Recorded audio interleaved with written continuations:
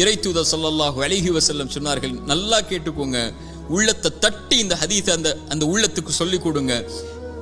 எந்த ஒரு உயிரும் இந்த உலகத்தில் இருந்து மரணிக்காது அதனுடைய வாழ்வாதாரத்தை முழுமையாக்காமல். சுப்ஹானல்லாஹ், மீண்டும் சொல்கிறேன், எந்த ஒரு உயிரும் இந்த உலகத்தில் இருந்து மரணிக்காது அதனுடைய வாழ்வாதாரத்தை முழுமையாக்காமல். இவன் எதை பெறுவான், எதை இழப்பான், இவனுடைய சொத்து என்ன, இவனுடைய செல்வம் என்ன, ஒரு மனிதன் தன்னுடைய கடைசி சொட்டு தண்ணீரை அருந்தும் வரை, ஒரு மனிதன் தன்னுடைய சுவாச காற்றின் கடைசி மூச்சை இறைவன் எழுதியதின்படி சுவாசிக்கும் வரை மரணம் வராது. ஏன் பயப்படுகிறாய் எதிர்காலத்தை பற்றி?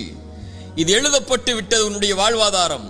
எதை பெறுவாய் என்று, எதை இழப்பாய் என்று, நீ செய்ய வேண்டியதெல்லாம் அதை நோக்கி நகர வேண்டியது மட்டும்தான்.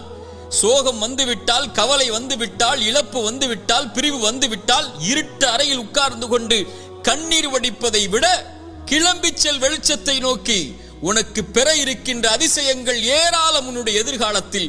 அதை நோக்கி செல் என்பதுதான் இறைவனும் இறைத்தூதரும் நமக்கு காட்டக்கூடிய வழி.